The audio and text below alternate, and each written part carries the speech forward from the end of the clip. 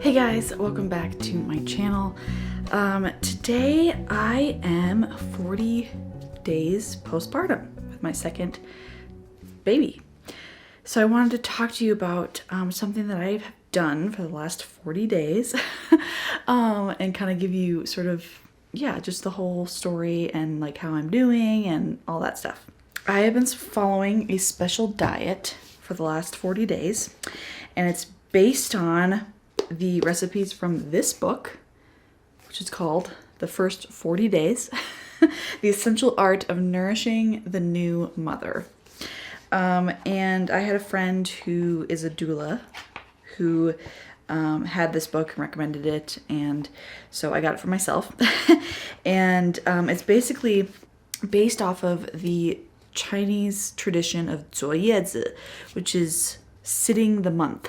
And basically the Chinese tradition is that after you give birth to a baby, you're supposed to stay home, not go anywhere for the 30 to 40 days. And stay home, nourish your baby. You usually have a mother-in-law or your mother come and like stay with you, and they do a lot of the cooking, the cleaning. They take care of the baby a lot. They really just like are limiting how much you have to do as the mother, which is really kind of awesome.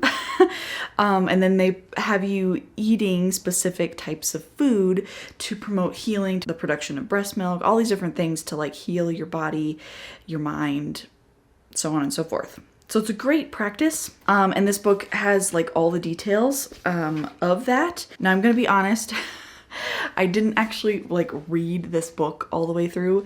I mostly got it for the recipes. I grew up with a lot of Asian friends, and so I kind of knew the culture around this idea, and I wanted to just focus more on the food. I also did not do the serious sitting the month part.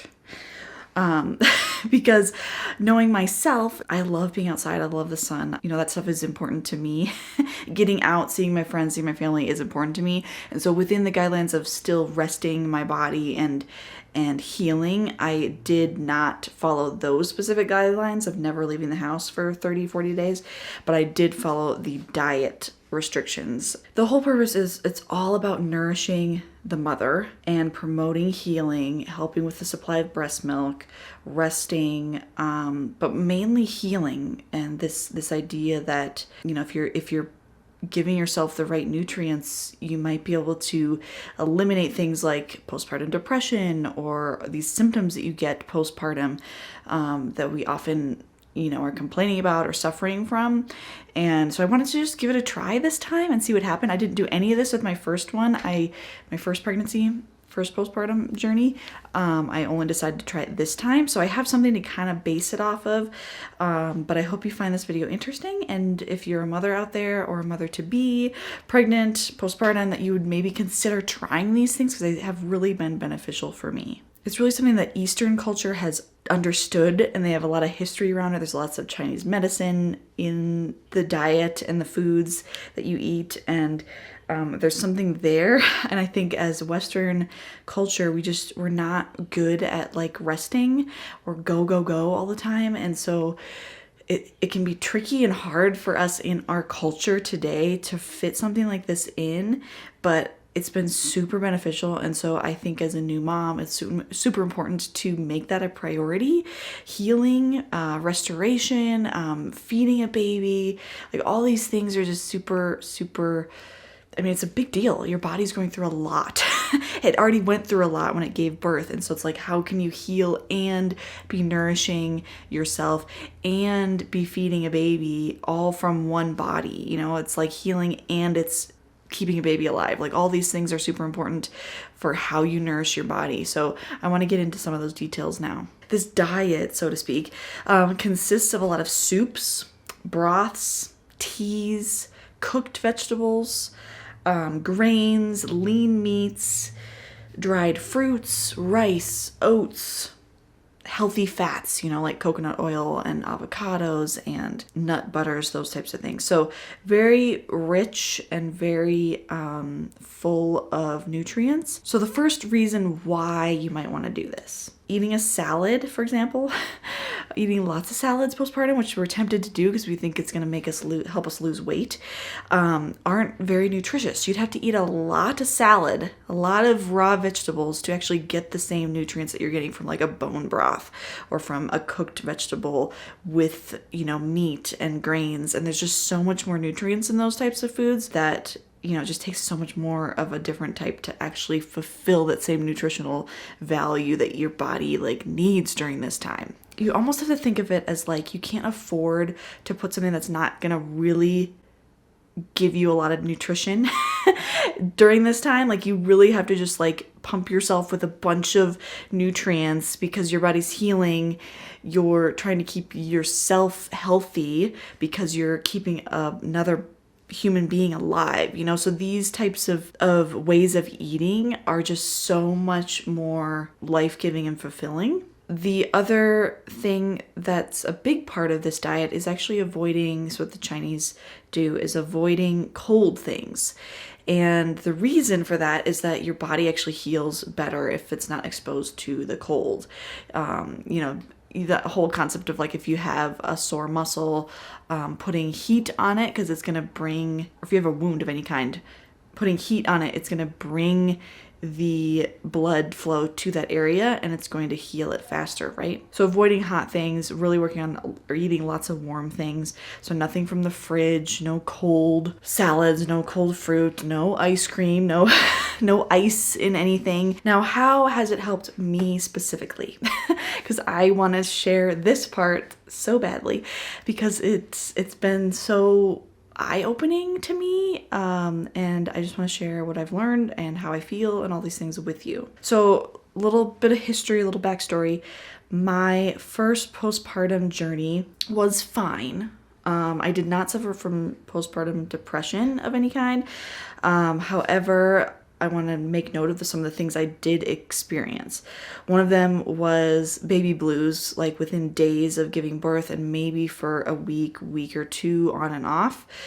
Just feeling weepy, like feeling like your life is turned upside down and you're like overwhelmed and like these feelings. And obviously it's your first baby, so some of that's just going to happen. But just the weepiness and, that slight just sort of, the baby blues. There's a little bit of a cloud. You're kind of like, okay, it was 2020 and so COVID was a thing and we had sort of given some restrictions around your new parents. It's like, what do you do? You have to protect your child, your newborn baby, you're trying to stay healthy yourself. There's all these things. And so there was just stress around it. And I think that added to just the loneliness and feeling down that I was experiencing. I was also extremely tired. I was coming off of 46 hours of labor.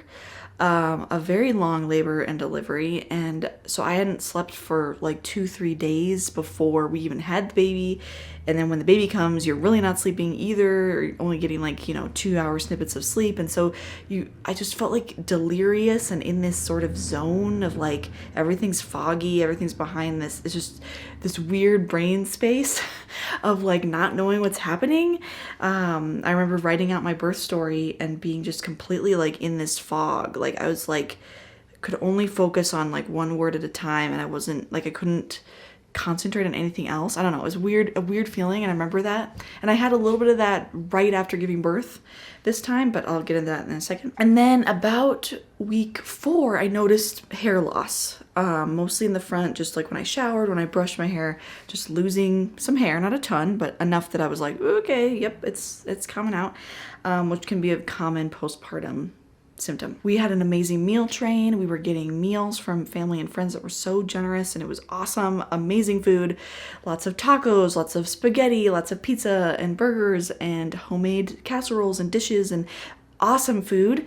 But I want to dive into why maybe some of that wasn't super helpful for me as a postpartum mom. So I can, all that to say, my experience this time has been so much better. This time I actually had just as long of a labor and delivery. I had about 40 something hours. It was long. It was different in some ways. I won't get into details now, but it was just as long. So I still had like 2 days of like not sleeping really.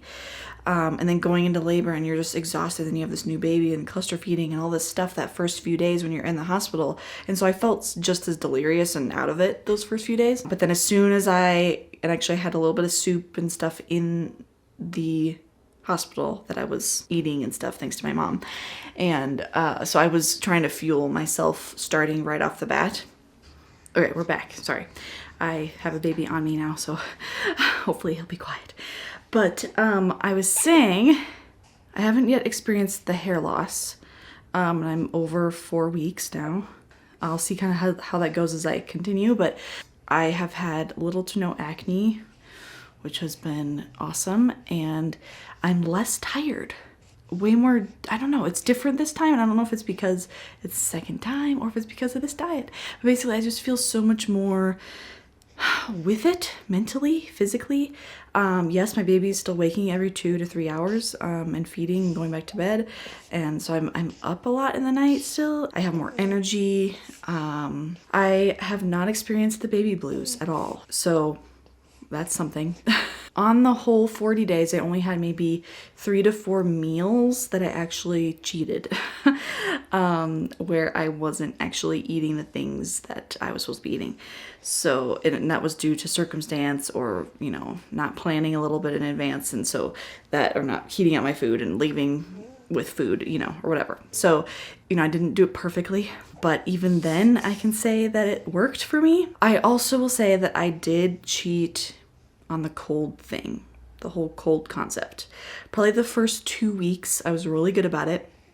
I didn't have anything cold, even from the fridge. Like, one of the things you can have as a snack on this diet is granola with milk, or just dried granola. And I like to have granola with milk anyway. And I basically heated up my milk before putting it on my granola. So kind of gross, but I was definitely doing that for a while. And I wasn't eating fruit from the fridge or letting it sit out a little bit so that it wasn't like cold. So, you know, I was taking it a little more serious the first 2 weeks, but then that kind of slacked. I mean, I wanted the fruit and I wanted it now, and it was cold, so I just started eating it. And I've had, you know, cold water and things since then, so I've slacked on that part a little bit. But I think definitely those first few weeks it was beneficial for me. And I was still doing all the soups and the hot things, and, you know, so I was, for the most part, avoiding cold. And obviously you're not supposed to eat ice cream and things like that. So I wasn't eating those things anyway. I tried to eat my fruit with my meals as much as possible, so not really as a snack, because just fruit by itself can kind of spike your blood sugar and can give you a crash of energy. And so I was trying to eat it with my meals, because you want to combine it with a carb and a fat while you're eating it, so it's not going to be as detrimental to your energy. On the days that I did cheat,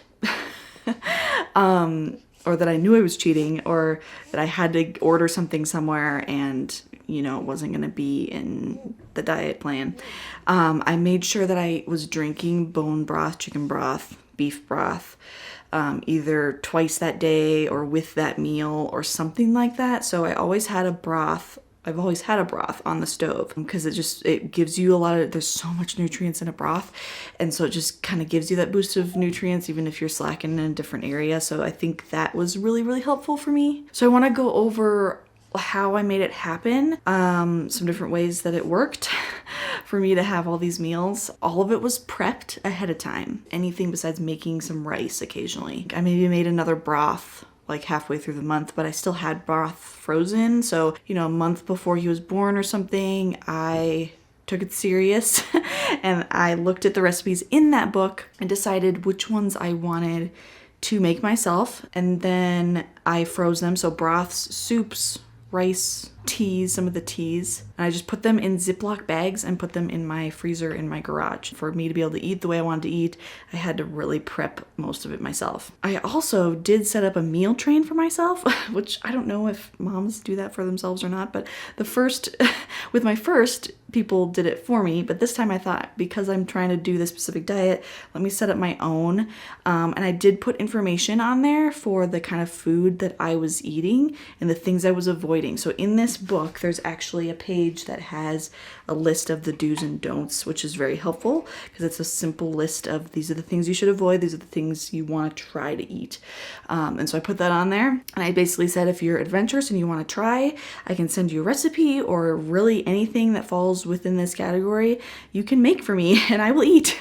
But if not, like no pressure, like any other foods that you want to bring over, my husband and my toddler can eat them. I won't be, but they can eat them. So it was still very helpful to have that. We had that probably for the first few weeks of different meals set up, which was very helpful.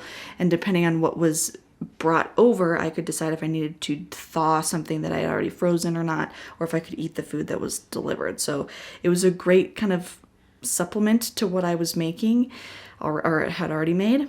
Also, my mom made quite a few soups for me ahead of time as well. Those were already frozen. So I had a lot of variety, and I said today is like day 40. I still have soups and broths in my freezer. So, you know, you don't really know how much you're making when you're making it, but I clearly made enough. How am I transitioning off of this? It's day 40, and we've had, like, anytime we went to a family member's house or had to be out and about, I packed my food. And obviously that's hard to sustain. It's too much when you have a family to like pack your food and leave. So I'm obviously going to probably drop that. At home, I would still like to be making soups, making broths, cooking, doing cooked vegetables, crock-pot dishes, those types of things, because they are super nutritious. I'm going to keep that up. Try to avoid the sugar and the gluten and things like that this diet tends to avoid when we're at home. But then I'm definitely going to just free myself up a little bit, and if I'm out and about or at family's houses and we're having a meal, like eating what's being served. And then again, I can top up with a broth or something later that day or at home ahead of time, or, you know, bring an avocado or, you know, things like that to kind of still keep my nutrients up. But that's kind of my plan. Now, I've always cycle synced. I've always done cycle syncing, where I eat and exercise according to where I am in my menstrual cycle. And that has been an awesome journey, and I will make a video on that sometime. But basically, I want to get back to that as soon as possible. Hopefully my cycle would get back on track. That's the other reason I did this diet and tried this out, is I want to see how it affects my hormones later down the road with my cycle. So that's honestly a big part of it. I think the biggest thing I've learned from this is, I mean, broth is kind of the new thing. It's better than juicing, apparently. So like making broth, bone broth, beef broth, chicken broth, like all the broths that I made, except for the one. I made the fish broth from the book. I love fish and I eat fish all the time. I could not stomach the fish broth. I don't know why, but I didn't like that one. But the beef broth, chicken broth, all have been amazing. And like, honestly, if I can just keep that up, I feel like that's so nutritious, especially if you have a balanced, healthy diet and exercise and all these things in your day-to-day. It can be very helpful. So that's kind of my plan. So I hope you found this video helpful and not too wordy. But I want to encourage you, if you are pregnant currently and will be giving birth soon, or if you are postpartum, no matter where you are in your postpartum journey, give this a try. I really recommend it. Like, I'm going to be telling women in my life how it's affected me and my postpartum journey. I don't know. It's really been a positive experience for me. You have to do the planning, you have to do the prep ahead of time for it to really work for you. You know, have the support from your family. Just do it, because it has really, really taken away some of those classic symptoms that we talk about for postpartum. And so I'd love to see how it works for you. Now, obviously, you know, I can't like prove that this is why I feel this way, but it is my second pregnancy, second postpartum, and I feel a whole lot different than the first time. So give it a try. I'm going to link down in the description below the book, and then obviously maybe I'll put some of the recipes and the page numbers that I used and really liked. Yeah, hopefully that gets you kind of jump started on your postpartum health nourishing journey. So let me know if you have questions, leave a comment, give this video a like, and subscribe to my channel if you haven't already, and we'll see you next time. Bye.